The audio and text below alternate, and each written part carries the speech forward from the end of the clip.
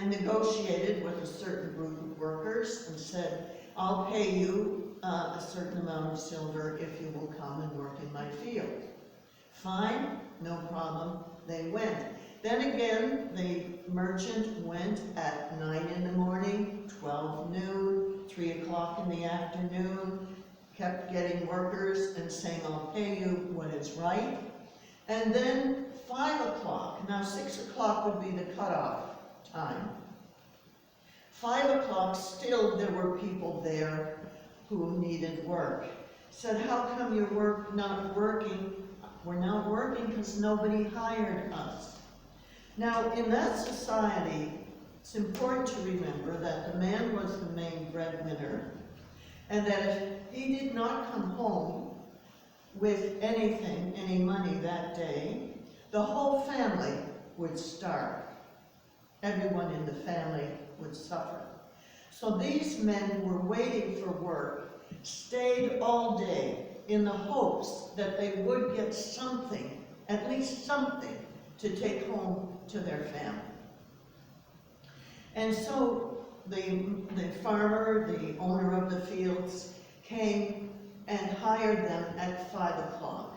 And they went gladly and worked in the fields. 6 o'clock, the bell rang, and in those days, the owner of the field would pay the workers that day.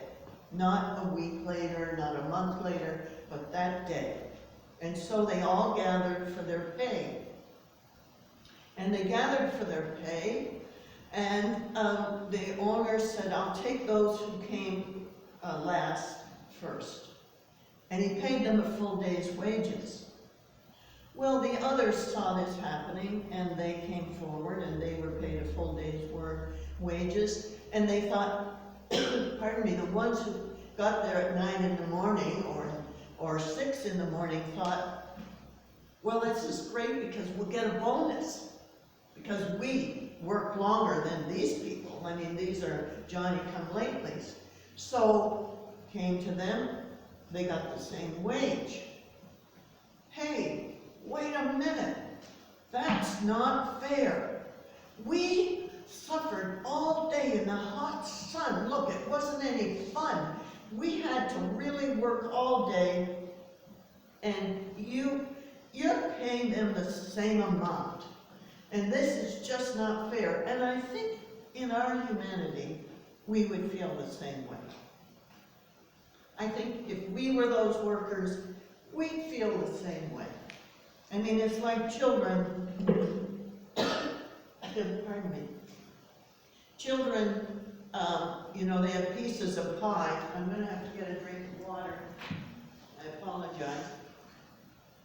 Children who have pieces of pie.